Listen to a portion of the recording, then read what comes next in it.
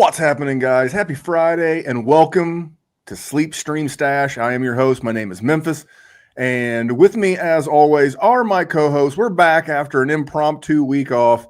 On my left, your right, he is my co-host number one out of the greater Seattle area.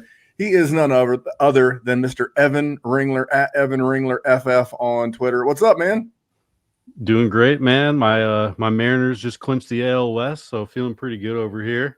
Cal, 60 home runs. Let's fucking go. Yeah, I got my Red Sox hat right here. We'll be sweating it out. They're like in a three-way death match with the Guardians and the Tigers. So we got just 3 keep games the to go. Astros out, please. That's all I want.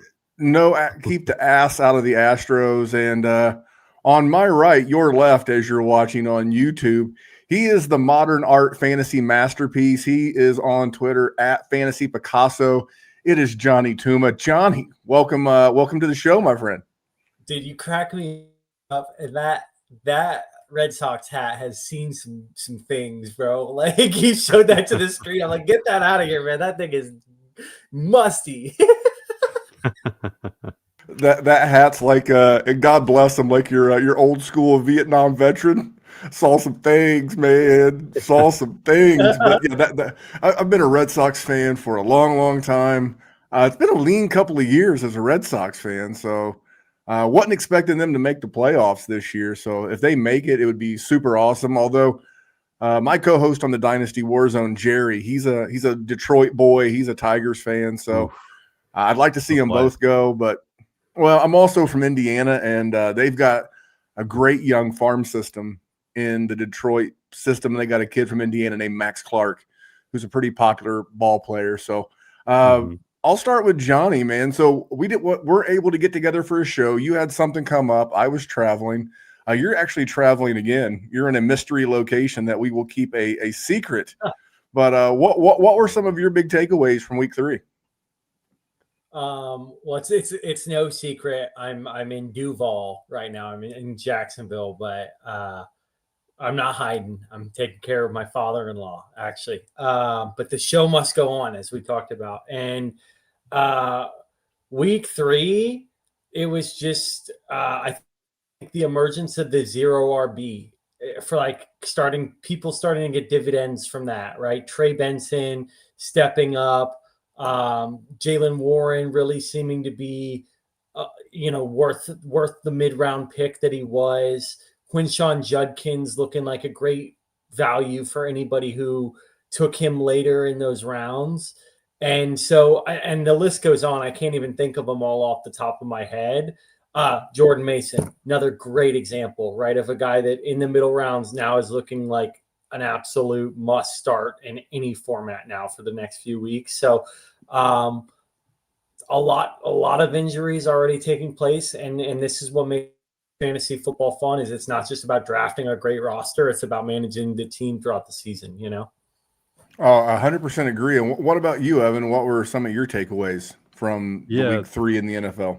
Yeah, that's what I was going to bring up, is all the injuries. CeeDee Lamb went down. Mike Evans went down. James Conner out for the season. Sucks to see. And that's in addition to all the quarterback injuries we've already seen too. So let's help the people out today. Get them some injury replacements on a weekly basis and some stashes to replace them in the future. Let's help the people out. For sure. And he didn't make the show sheet, and he wasn't a guy I was super high on because he's not a plus athlete, but it's Skattebo season, baby. Yes, I mean, it is.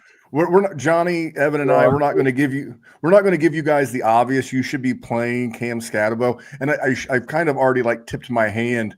But if I were to ask you guys coming into the show, who was the rookie RB1 in PPR points, the answer is Cam Skattebo, and that is crazy. He's got just a couple more than Omarion and Hampton.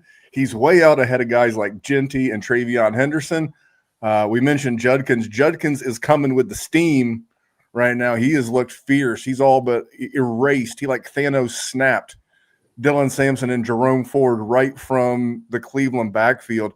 And only more to come. But we're going to jump into our first spot. And I've actually got a fun story about our sponsor, Fast draft. Pour one out for an incredible best ball season. It was a breakout 2025 for Fast Draft, but now the NFL action has started. That means it's DFS season. That's right. You might think, oh, wow, DFS, I can't win DFS. Oh, but you can on Fast Draft. You just pick any 6 guys and you put them in a handful of booster spots. There's no salary rubric you have to follow. You're not going up against thousands of killer bots in these tournaments. Oh, no. These are regular people grabbing their 6 favorite plays of the week, and that's all you have to do. And we post the ownership so that you can choose how much chalk you want. There is no drafting. It's called the Quick 6 Super Slam. The Quick 6 Super Slam is the signature DFS contest at Fast Draft. It is changing DFS. We are making DFS great again. So go to fastdraft.app and use your host promo code for a $50 deposit match, and let's go start drafting faster.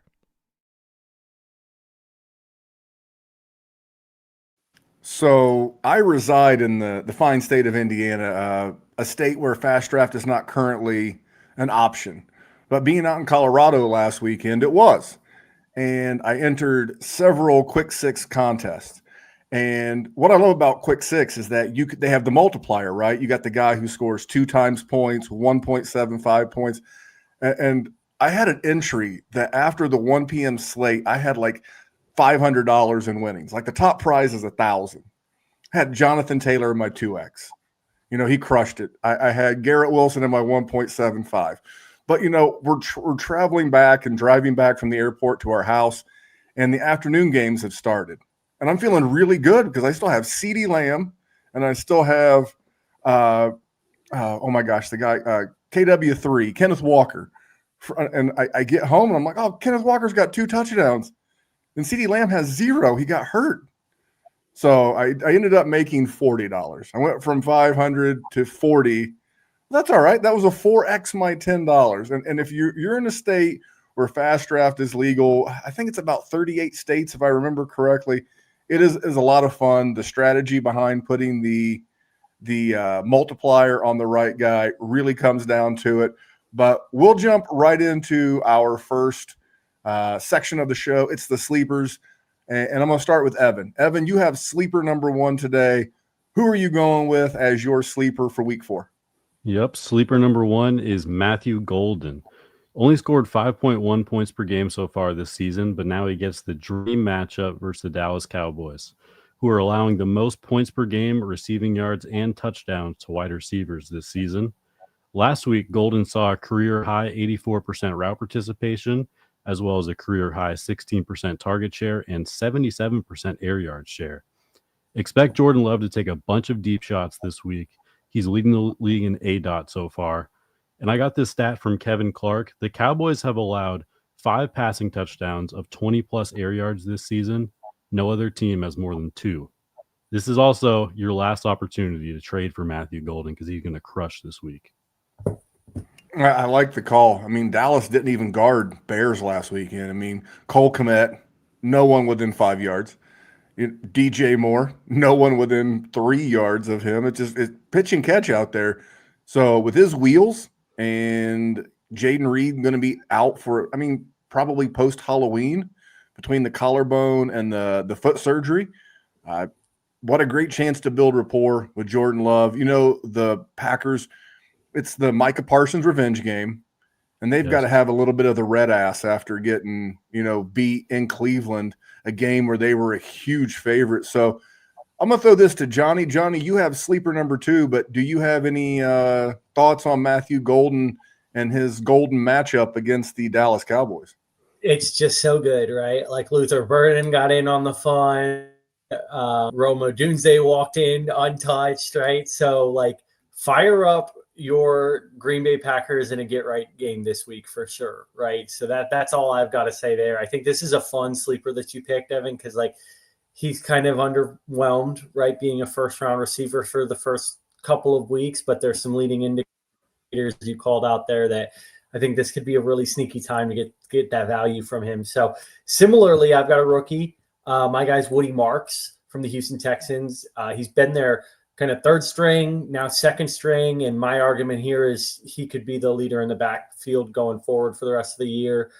Chubb has stayed right around 50% of snaps in all 3 games. while Marks has seen his workload, like I said, like double each week. He's on Chubb's heels clearly and was like slightly more effective on the ground last week, 4.2 yards for Chubb versus 4.5 for Marks. So I think in this matchup against Tennessee run D, they're 30th versus the run this year. They had a solid pass defense in 2024. And I know, Memphis, you kind of like to, through the first few weeks, lean on that data from the year prior. So, this has been, they got L'Jarius Sneed. They've got some guys in that secondary. The passing offense for the Texans have struggled.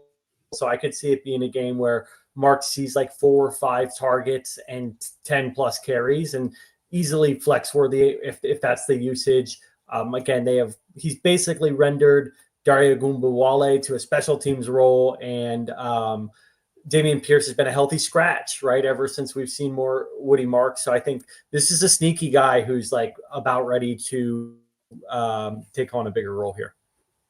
I agree. And not only would I consider him a sleeper for this week, given the matchup, I think he's a stash, even in seasonal leagues, because the matchup, Tennessee, they give up almost 4 receptions a game this year. So it's a smaller sample. It's 3 games, but the majority of those 4 catches should go to Woody Marks. And what does he do with them? And I don't think this is a game where, because the Houston offense has been so bad, where they run away from Tennessee. Kind of a low, I've seen it's the lowest Vegas point total of the season to date. I think it's 37.5. Not great if you're looking for fantasy points, but I was big on Woody Marks coming into the season, and I don't want it's hard to call anyone this year's Bucky Irving, but he's a guy who could come in and take over that role. And by the time we're again around Halloween, he could be the RB1 in that backfield. And if the offense continues to struggle, he could be a nice check down option. I like him as a sleeper this week, but I also like him as a stash. What say you, Evan? What do you think about Woody Marks? Yeah, I think it makes a lot of sense. He's certainly a great stash. And in terms of, what we expect going forward, I think with that horrible offensive line in Houston, Stroud probably should be checking the ball down a little bit more. And Woody Marks is definitely that guy. Well, you can get your quarterback going a couple of ways. One, you can always lean on the run game. I think that's part of what's hurting Baltimore from an actual NFL standpoint, is that their offense is so explosive and their defense hasn't been very good. When you score in, 4 or 6 plays, your defense has got to go right back out there. And a complimentary run game and complimentary football could go a long way. But that was a couple of sleepers for you. And now we're going to go to streamers. Now, these wouldn't necessarily be guys that you would stream on Fast Draft, but if you're doing a traditional platform like DraftKings, FanDuel, or et cetera, these are guys that you may want to put into your lineup this week. And I'll start. I have one of the streamers this week. I have Jakobi Meyers. He's 5,400 on DraftKings. He's kind of in that lower middle tier of prices, and I love the matchup. The Bears are the second best fantasy matchup for the wide receiver position and the 4th best matchup in the DraftKings scoring format. He had a 12-target game and a 10-target game before his 4-target game last week. And you may ask, what happened? Did Trey Tucker just take over? Is he the new man there? No, not at all. He drew Marshawn Lattimore. Now, this is not the classic Marshawn Lattimore that you saw get into fistfights with Mike Evans back in the day, but Marshawn Lattimore is still a good corner. And that was who was on Jakobi Meyers a good percentage of the time last week. Meyers only had 4 targets last week. And like I said, people like they live in a fishbowl and they only remember Trey Tucker's 3 touchdowns. But I think he gets back to business. I think this is going to be one of the higher scoring games of the week. And what a better chance to get Meyers back in your DFS lineup. And if you're looking for a cheap stack so you can really spend extra on the running backs and the wide receivers, a Geno Smith, Jakobi Meyers stack may not be too bad in what could be an absolute shootout. What do you think about that call on Jakobi Meyers, Jonny? And what do you think about the Raiders and the Bears game? I just like this guy a lot, especially in PPR formats. I think he's just a sneaky guy, and it's to your point, like there's fun Geno Smith passing points to get in on, right? And they seem to all go to Trey Tucker last week, but we know that like law of averages and regression and things kind of play themselves out. And so I think it's just be careful with Trey Tucker. If you pick him up and you think you just throw him in your lineup and see, starter production, this is still their main guy. Brock Bowers doesn't look 100% to me either. So I think Jakobi Meyers is a guy they'll really lean on. That Bears secondary is really banged up. Their best player, Jalen Johnson's going on IR. He's going to potentially have to have surgery, going to be out a while. I think the guy behind him is out as well. So they're down to like their third and fourth string corners who are actually, they're playing somewhat admirably, but Jakobi Meyers has learned from Davante Adams in his day. I really like him as a route technician. I like him as a player, and I think it's a great call. All right, I'm gonna go back to the resident Mariners fan. He's riding high on that Yes, Cal sir. Raleigh, 60 home runs in the season. What are because you're on the West Coast, you're right there, not super well. Seattle's kind of far from everywhere, but you're not too. You're the closest to Las Vegas. What do you think about the Jakobi Meyers call? Nice. Okay. Yeah. Were you born like at Caesar's Palace? Yep. Exactly. Yep. Right in the middle. Yeah, on a poker table, actually. Oh, I was going to go crap. It's got like that deeper well, so it'd be more conducive to childbirth. But what are your thoughts on Meyers? And then you have our second streamer of the week. Yeah, I think this Bears-Raiders game should be pretty explosive. These offenses have shown some explosiveness, and both defenses have really struggled to start the season. So I want to attack this game environment. And Brock Bowers hasn't been 100%. Michael Meyers out. So Jakobi Meyers should see a lot of targets over the middle of the field. I have him as my wide receiver 15 this week. So getting him for $5,400 on DK is a complete steal. I love this call. Now we'll move on to my streamer, which has only scored 1.2 fantasy points per game this season. So this is a real deep sleeper. And we're going with Ray Davis. The Bills are favored by 15.5 points versus the New Orleans Saints this week. Buffalo is also fourth in yards before contact per carry. I can easily see Ray Davis playing most of the second half in this one as James Cook sits with a huge lead and Davis ripping off several huge runs against the weak Saints defense. Davis also had pretty good efficiency last year. He ranked 14th in juke rate and 20th in yards created per touch, so he's making people miss. And he's only projected around 0.1% ownership in DFS this week. So if he does have a huge game, you can get a lot of leverage over the field. I like this, and I think you'll see more teams do this. It's the anti-Kyle Shanahan game theory move. I just think back to 2023 where the 49ers would be up a bajillion points, and they'd be running Christian McCaffrey out there for the 30th time of the game. And I think you're seeing – that also impact a guy like Saquon Barkley this year. He had the big 2,000-yard, a lot of touches in games last year. And while these guys are super impressive athletes, they're even the best of the best get wore down. And obviously, what are the Bills' real NFL plans? It's to win a Super Bowl. And they're not going to do that by giving James Cook 35 carries in a game where they're likely up double digits well into the fourth quarter. This is super sneaky. This is one where like you're packing out the rest of your DFS lineup and you've only got a handful of bucks left at the end and you got to put someone in that flex position. And if he 3Xs, that's 12 points. I mean, a couple catches, 40 yards rushing, falls in the end zone, very feasible. And he 3Xs that amount. I like that call quite a bit. What about you, Johnny? What are your thoughts on Ray Davis?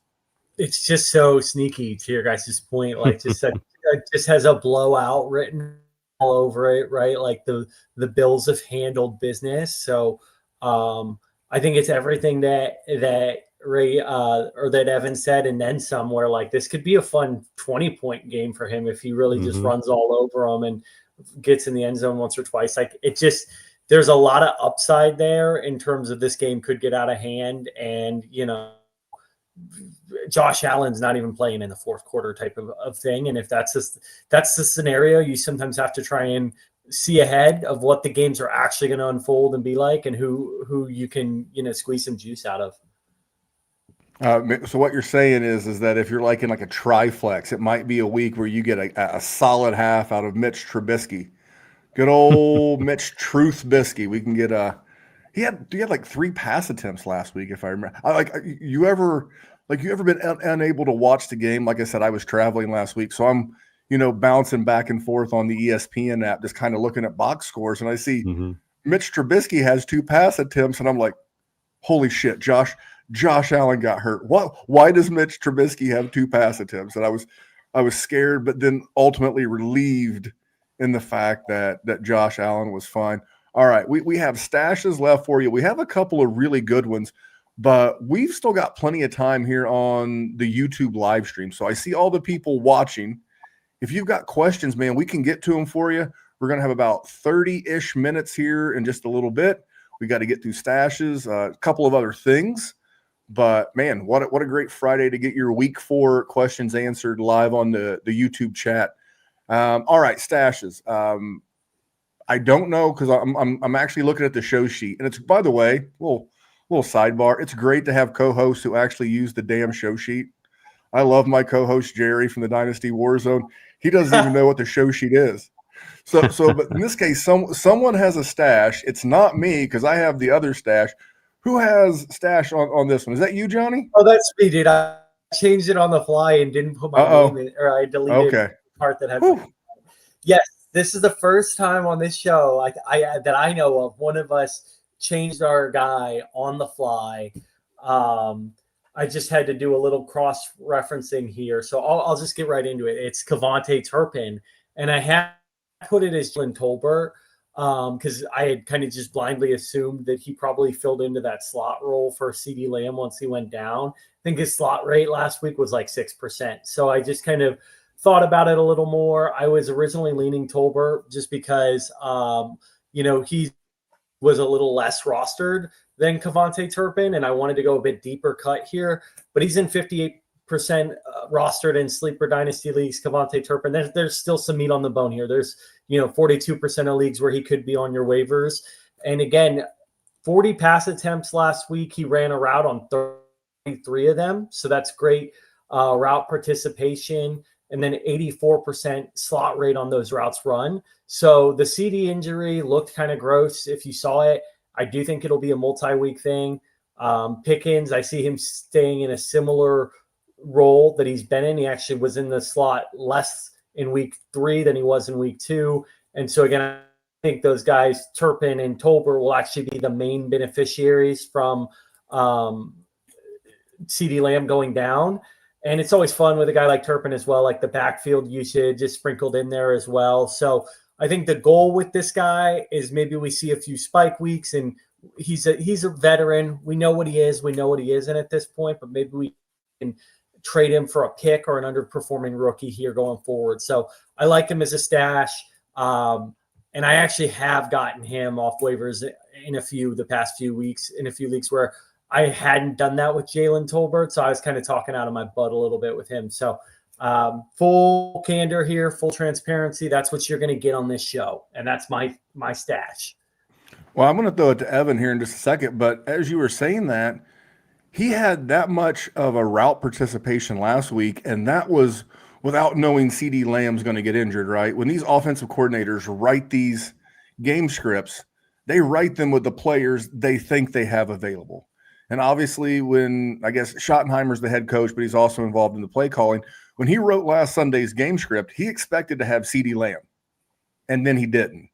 But now he's had the full week to prepare for the Packers and this game. And if they can give Turpin that kind of workload and involvement in the offense on the fly, what can his involvement in the offense look like with a full week of preparation, knowing that CeeDee Lamb's not going to be in there? Obviously, defensive coordinators have got to show a ton of respect to Jake Ferguson. God bless Jake Ferguson. And then, obviously, George Pickens. So this is a game where if you look at the point spread, they're about a touchdown favorite. Check sportsbook near you. A touchdown underdog. So they're going to be throwing. They're going to be playing from behind. And Turpin could have a large role. And he's a guy that if you look up on, late Sunday evening, and he walked out of that game with 8-9 targets, I will be 0% surprised given what I think the game script will be, chance to prepare. So, Evan, I'm going to throw it to you. What do you think about Turpin? I love this call. I currently have the Cowboys as number 1 in team wide receiver usage through the first 3 weeks. So somebody needs to take a big chunk of that pie. I think it's George Pickens' season, but it can also be KaVantae Turpin season for sure. And Jay Ferguson as well, of course.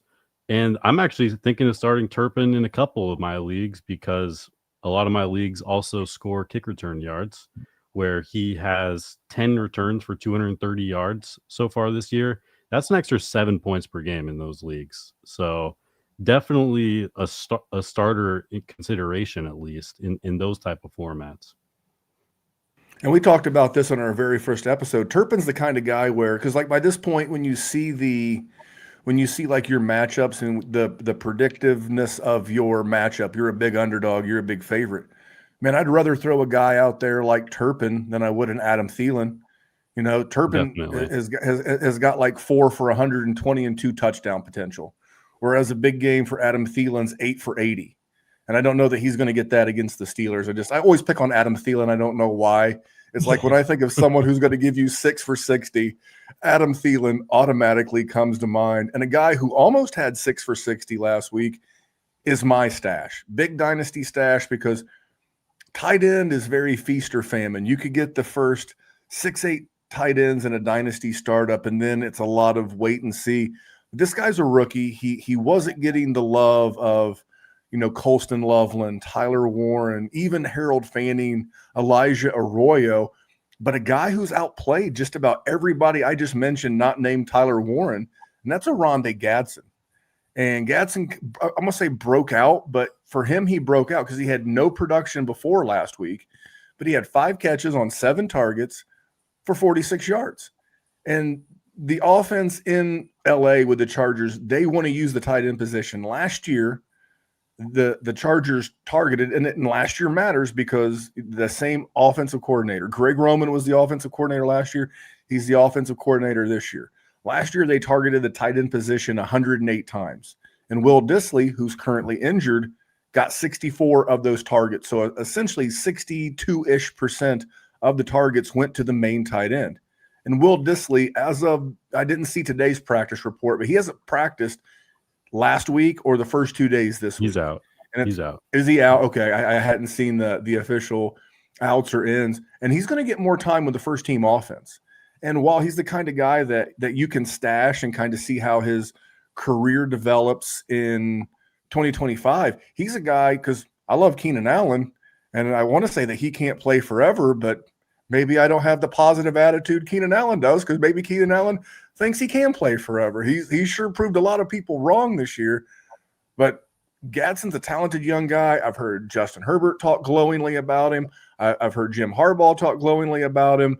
And again, if this is the kind of guy who breaks out like later in the season or next year, he's practically free. And the last thing that I'll say is that a guy is a good dynasty stash when your co-host says, oh, hey, you beat me to the show sheet, and that was the guy I was going to put on the stashes. And I believe that was you, Johnny. Yeah, man, this one, it gets me so excited, right? Only ran 15 routes, but to your point, 7 targets. So that's 46% targets per route run. He could have had a couple of touchdowns in this game. There was an end zone target that went over his head. There was one where Justin Herbert got hit throwing the ball. And then the other targets he all caught, and he looked really crisp doing it. This is a guy who I had in taxis in a couple leagues, and then there's one specific league that's like very tight end heavy, 2 points per tight end reception, 1 for all other positions. I sent away a 3rd-round pick and Jalen Coker to take a shot on Gadsden, right? Because if he can start getting me 6 catches a week for 60 yards, to your point, give me some Adam Thielen production out of that tight end. That's 18 points per game in that tight end premium scoring. So this is a guy where I'm like, hey, I'm willing to take a little bit of a risk there before this ship sets off. I believe one of the exact quotes from Harbaugh was, I've seen this movie before, and I think I know how it ends with him being, with good tight ends. So Gadsden's a guy, dude, and it's super exciting. And I think I actually was going to put him as a sleeper for this week, was where I was going to put him on the show sheet. And then I looked down and saw you had him in his stash, and I was like, oh man, he's definitely a stash, but he might be a sneaky stream. You know what I mean? So I'm getting excited. So sorry about that, guys. Yeah, you're good. He could 100% be a stream this week if you're a George Kittle GM in a seasonal league and you've just been streaming matchups over the course of the last couple weeks. The only reason why I wouldn't stream him this week is because they should beat the absolute crap out of the New York Giants, and they probably won't be passing as much as they did. But then again, I would have thought that in the first 3 games, and here Herbs is out there averaging 36 pass attempts a game, which if I told you they were averaging 36 attempts a game when the season started, you would have never have thought they were 3-0. Because if I told you a Jim Harbaugh team was 3-0, you'd probably think he was like attempting 30 pass attempts a game like Sam Darnold is right now. So, Evan, I'm going to throw this to you, and I actually want to get Johnny's take, and then we'll take a little commercial break and come back and start answering all these questions from the YouTube chat. But speaking of the Chargers, they lost Najee Harris, and we saw Omarion Hampton get an Adam Thielen in his own right, 6 for 59. We'll round up. We'll call that a 6 for 60. Heavily involved in the passing game, got the touchdown. It was the Omarion Hampton breakout game. He was my bold Dynasty Warzone prediction of the rookie RB1 this year. But what did you see in that game from Omarion Hampton? Yeah, so in week 1, we saw a 90-10 split in favor of Hampton. Week 2, it was more 50-50 with Najee. And now I think we're going right back to 80-20 probably with him and Hassan Haskins. And in this offense that's scoring a ton of points, throwing the ball a ton, high pace as well, actually first in drop back rate over expected so far this season, we want pieces of this offense, and especially the running back that's getting a workhorse role. So yeah, it's a smash for everybody in this offense. There's room for everybody to eat as far as I'm concerned. And before I get Johnny, fellow Dynasty content creator's take on Hampton, the Chargers offensive line, if there's one unit on that team right now that's banged up and not playing as well as maybe we expected to start the season, it would be their offensive line. They've got at least that. I know they've got Slater's out, their star left tackle. They just paid. Their center's out. They've got a lot of backups on the offensive line. And for the long play with Dynasty, those guys will get healthy. They'll address the offensive line. Again, Jim Harbaugh going to do what Jim Harbaugh does. The offensive line will always be a priority for him. No wonder he plays winning football. But Johnny, what are your thoughts on Omarion now the rest of the season, maybe for the seasonal gamer and long-term in Dynasty? I mean, yeah, he's just a clear top target, right? Just from attrition and being part of a good offense.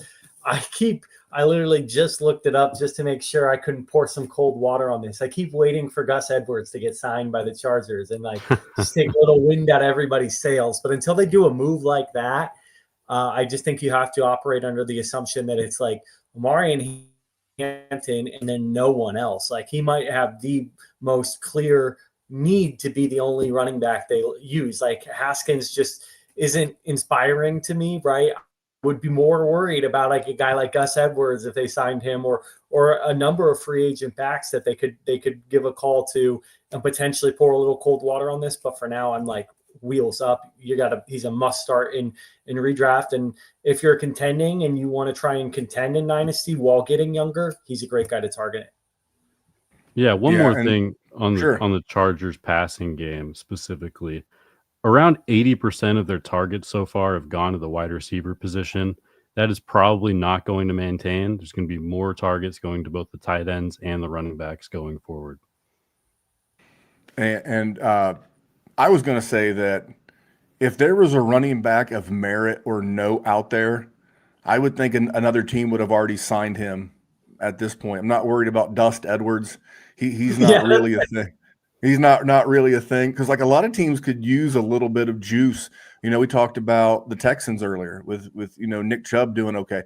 I've heard that Kansas City has been on the phone with the Browns about the availability potentially of Jerome Ford. Let that happen for Dylan Sampson and especially Quinshon Judkins. Breece Hall still a name to get moved, but super stoked for Omarion Hampton the rest of the regular season and obviously for Dynasty. And we mentioned fast draft earlier. Maybe you don't play the fast draft format yet. I don't know why you wouldn't. It's amazing. It's a lot of fun. Maybe you're a traditional DFS player and you could use a tool like the DFS Dominator. So let's put our hoodie on and let's talk about Player Profiler's DFS Dominator. It has a cash game optimizer that leverages the projections from Billy and Bradley and Evan and that Player Profiler AI engine to create cash game lineups that certainly have a high floor, but also give you that ceiling. Now, you've probably heard about the most powerful tool of all, our Lineup Genius. We know winning GPPs requires a completely different approach, which is why our Lineup Genius takes you through the process of selecting the quarterbacks in the juiciest matchups. Then it highlights the stacks and runbacks that are available, lets you pick the chalk level, lets you pick the level of correlation with a number of other proprietary settings available to you. Click a button and it generates hundreds of lineups to be imported into FanDuel and DraftKings. And it's just $45 a year, not a week, a year. So go fight fire with a Player Profiler DFS Dominator.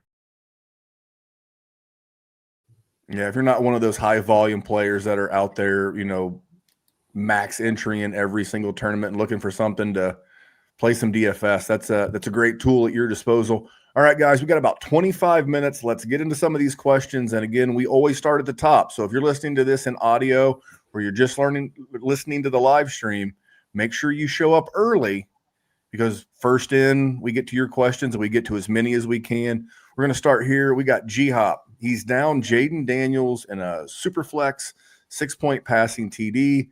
Do I start Jaxson Dart or Bryce Young? I am going to lean Bryce Young. I don't want to go messing with this Chargers secondary. They've looked really good. They've made guys like veterans, by the way, and obviously elite talents like Patrick Mahomes, but also, a guy that did well last year, Bo Nix and Geno Smith. They have made Nix and Smith look very pedestrian. It's his first start. I don't know that I would want my first start to be against the Jim Harbaugh defense. So I'm going to go out and I'm going to go Bryce Young. Evan, I see you nodding your head. Are you in agreement? Yeah, I completely agree. Bryce Young also gets a pretty great matchup against New England, so hopefully he can put up some points against them. I'll be streaming the Chargers defense against Dart everywhere that I can. Now, I'm rooting for Jaxson Dart. I mean, I'm rooting for anyone not Russell Wilson. I like the swag. He kind of reminds me of a young Baker, and I was a guy who I was not a fan of Baker when he first came out. But man, that dude has grown on me, and I'm kind of excited. I'm kind of excited to see what Jaxson Dart and Cam Skattebo can do in this debut together, along with Malik Neighbors. But what about you, Johnny? Are you Dart or Young? I'm pouring some cold water here. I gotta go with Dart, dude. It's the mystery box for me, right? Just so exciting. I love that. I think the 6-point passing touchdown really pushed it over the edge for me with a guy who slings it. And to your point, this is a tough team that they're gonna have to play catch up on. I see them throwing the ball a lot. Definitely see Dart having his struggles, maybe a lost fumble, a couple turnovers. I am definitely streaming the Chargers D, but it's one of those games where it could be like a Nick Mullins type of production, right? 300 yards, 3 touchdowns, 2 interceptions, and a fumble. 6-point passing touchdowns. That's good for me. Panthers look great last week. Bryce Young had 11 fantasy points, right? And so I know we've seen him have his good games, but he's pretty spotty for me. And we've had a couple shows where I've been I can't wait to see Jaxson Dart. I am in a 6-point passing touchdown league, 14-team league, pretty deep. I dropped Michael Penix, and I am starting Jaxson Dart this week. You know what, Johnny, you have presented a compelling argument. G-Hop, I'm gonna flip flop. Let's go. Which I never do. But as I was sitting here thinking about that, I was thinking about because I'm a sucker for Instagram Reels. I'm way too old for TikToks, but I love it because I watch TikToks like an adult. I watch them as when they get turned into Instagram Reels, and I just thought of all those reels I've seen of Jaxson Dart running, and he has the running component. If we look up on Monday or we're doing this show next week, and Dart has 40 or 50 yards rushing, that's 0% shocking news to me, and that would pay for any turnovers that he would have. If he has a fumble, a couple of interceptions, that 40 or 50 yards rushing negates those, and you can still get your passing yards and potential passing touchdowns. Johnny, you won me over. What a compelling argument. It's great. I love it.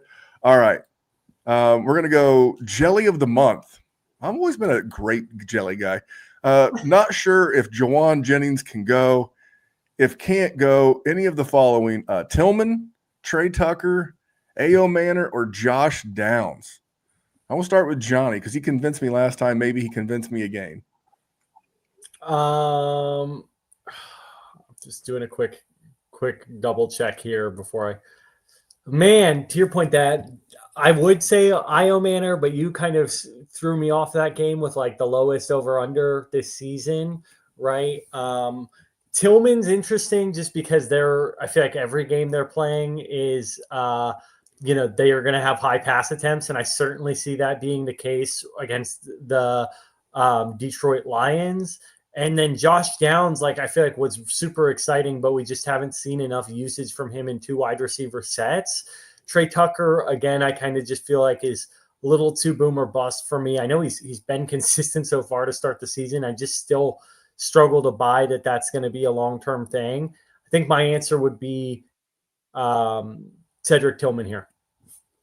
I'm going to ride, and I see Evan nodding his head, so I think we have a clean sweep. I'm going to go Tillman as well. And if you're playing in a seasonal league, Jelly, I wish it was Jelly Roll. That would be awesome. Maybe he plays fantasy football. I don't know. But I'm looking at the Cleveland passing matchups over the next couple of weeks, and they've got a tough one in week 5 against the Vikings. But outside of that, between now and week 14, they don't play anybody inside the top 10, the current top 10 of passing defenses. A lot of great matchups. Joe Flacco averaging about 42, 43 pass attempts a game, which means there's going to be targets available for Tillman. I am also going Tillman based on they'll be likely playing from behind, high-scoring game. And Joe Flacco will sling it. Evan. I'm going to keep fading my co-hosts here, fading them all day. Joe Flacco sucks. That's the one thing you forgot. He's really bad. That's true. And they're starting to run the ball a lot more as well. For me, this one comes down to Trey Tucker in a really good game environment versus Chicago, or Josh Downs with Alec Pierce being out this week. I think Downs has the higher median projection, but if you want to take an upside swing on Tucker, I wouldn't blame you one bit. All right. And Joe Flacco, as a Colts fan, was not good for us last year. He was good 2 years ago in Cleveland. But maybe if you don't like Tucker, what do you think about Quinshon Judkins? Because Zabby, half-point PPR, Judkins or London in the flex. I'm going to go Judkins simply because London's been banged up. They're playing Washington. Washington will be without Terry McLaurin and Jaden Daniels.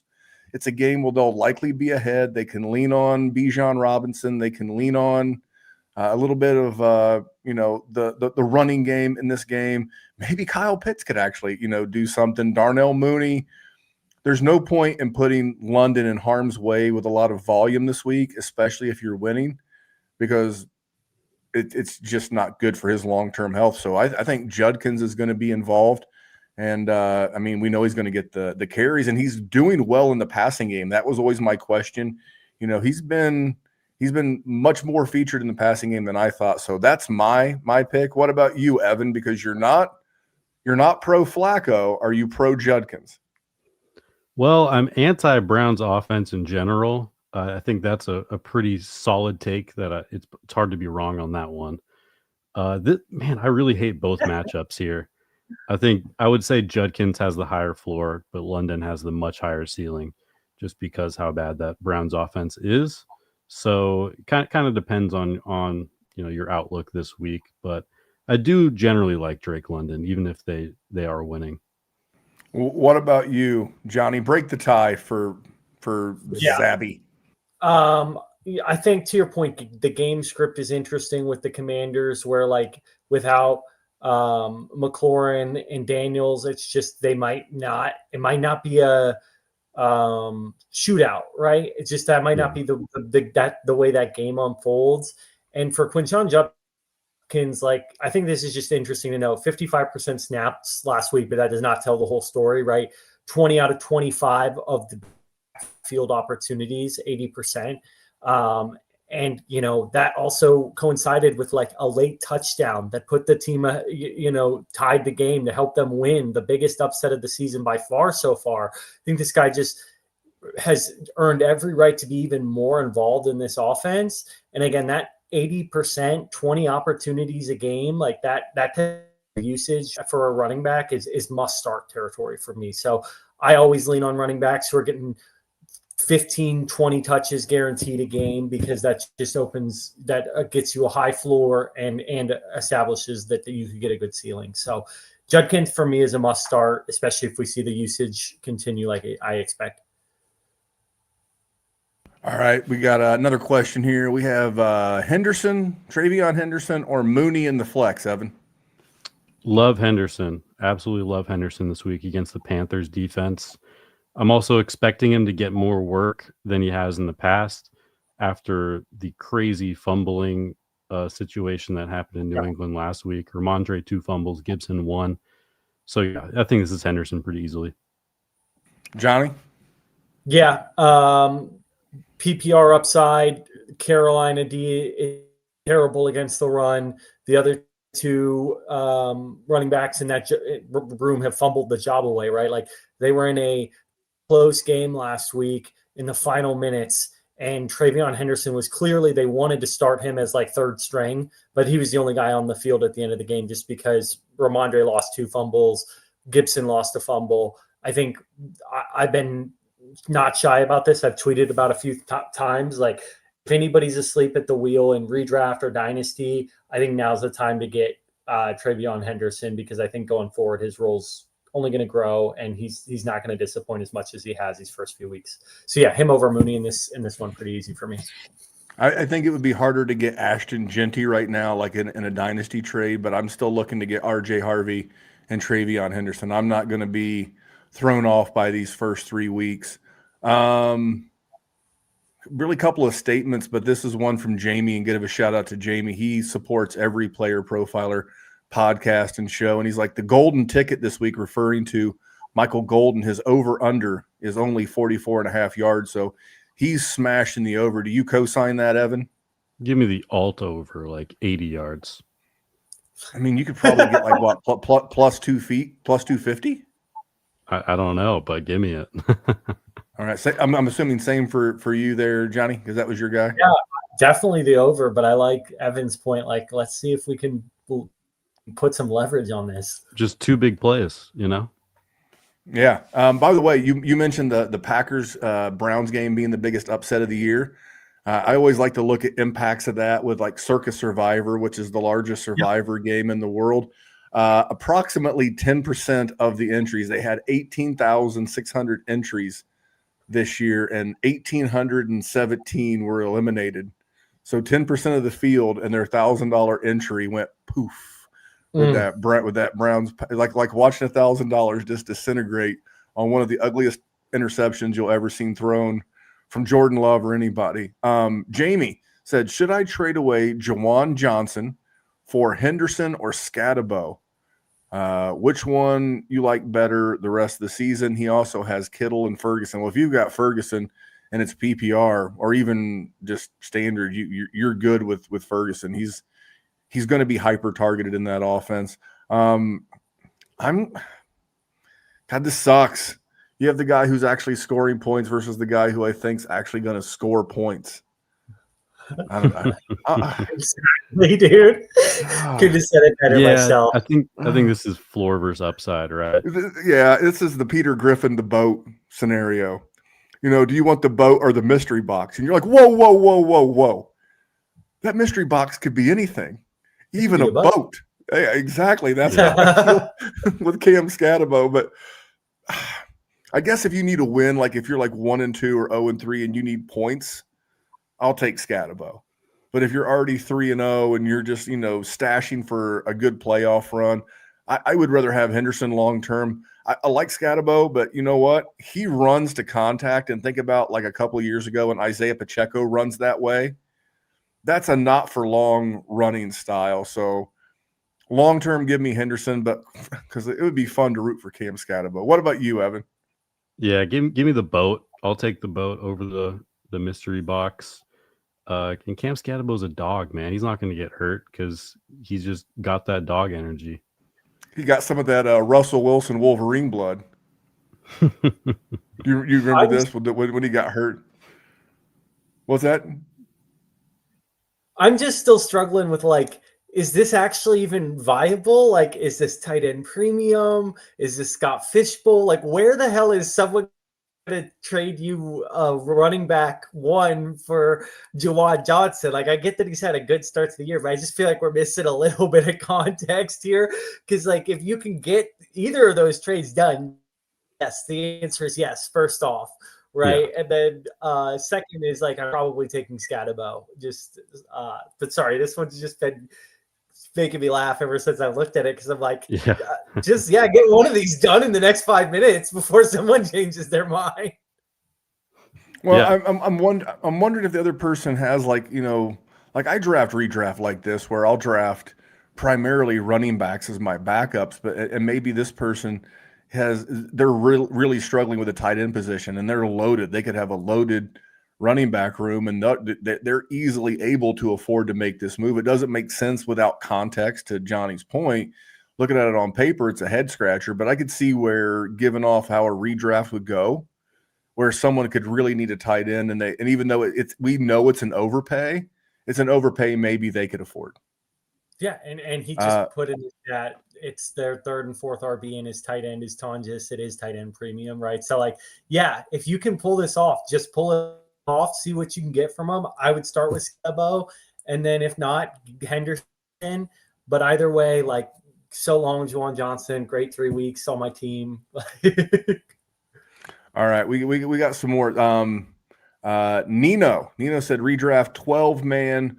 My wide receiver room looks pretty sketchy. He's got Malik Neighbors, Jakobi Meyers, Ayomanor, and Diggs. Just those four. Debating on sending off McBride for Rashee Rice or London. Any thoughts? Well, you can't do that this week, because if you have McBride, you've already played him for the week, and he's likely locked. So that's not a move you can make until next week. If you were to do that, you would have to have like a Hunter Henry or a Jake Ferguson also in your tight end room to make that feasible. I'm all for making that move. I think Rashee Rice is going to come back and be a target hog, and I thought Drake London had wide receiver one on the season upside coming in. But fun fact about Michael Penix Jr., his team is 0-4 when he's the starter and the opposition has scored 7 points. That's not a typo. I heard that on another podcast, and I fact-checked it, and it's true. The Falcons, with Michael Penix as the starter, have never won a game if the opposing team scored seven or more points. So I don't hate it. Yeah, I mean, I guess I would need a little bit more context, but if you're that desperate for a wide, I would say this, with Dart coming in for Neighbors and Jakobi Meyers going back to what should be his role as the target hog on the offense, I would see how this weekend goes for your top two and then adjust from there. Johnny, what say you? Yeah, like, it's just hard for me, because if I'm trading McBride, I'm trying to get, like, someone who was in those top 20 picks and who hasn't disappointed. Like, I think London's disappointed more than McBride. McBride hasn't blown anybody's expectations out of the water, but he hasn't really disappointed. So I think it's tough. I also think, like, I'm in a 12-man league where kind of similar scenario, and like Jaden Reed was on waivers somehow, right? And that's a guy who you could scoop up, put in your IR slot. You might get back around week 6 or 7, like a Rashee Rice, right? He's not quite Rashee Rice, but like you might be able to just kick the tires on your waivers and maybe see some upside guys. I do agree the wide receiver room needs work, but like if you're not desperate, then don't make a desperate move is kind of my point here. Like maybe we're packaging McBride and someone else to get like a Puka, think bigger than guys who I like Rashee Rice, but it's like, can you afford to not win these next couple weeks and lose those points added that McBride's going to bring you? So I think I answered I think I gave my perspective on the question and gave like actionable advice there. But yeah. You did great. We're going to rapid fire these because I want to get to as many as, so we'll just give a one man answers, and we'll try to get to as many of these as possible. Evan, I'm giving you this one. I'm assuming this is redraft because if it's Dynasty, it's a slam dunk. Drake London or Davante Adams, they would be getting. Don't need to hear anymore. In Dynasty, it's obviously Drake London, and in redraft, it's very obviously Davante Adams. Easy peasy. And I'll take this one because this one's super easy because I mentioned him earlier. Don't fall for the banana in the tailpipe, the 1 week sample.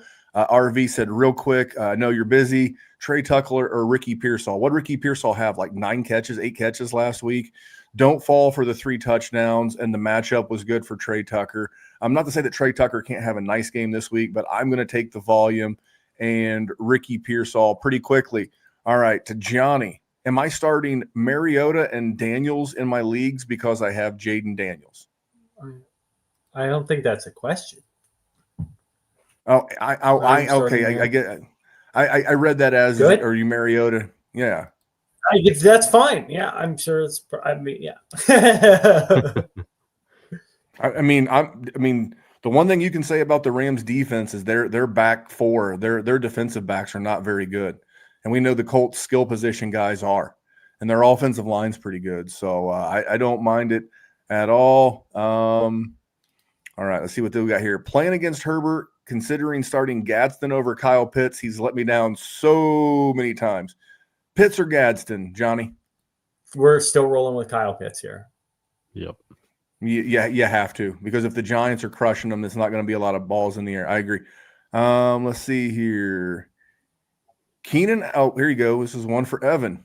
Augusto, Keenan Allen and Javonte or Skattebo for Nico and Travion Henderson. So it's kind of Keenan Allen and then one of those 2 running backs. So can you configure something real quick? Absolutely. Give me I'd give away Keenan and Skattebo for Nico and Henderson pretty easily. You can look at his team right below that. He really needs another receiver too. So smash. Yeah, I would agree. All right, Jonny, could you please rate these quarterbacks or rate my team? It's really good, brother. Like, dude gets on here just to roster bait. You know what I mean? He's like, check out how freaking on. Like, I'm stacked, right? Like, bro, I don't have any advice for you.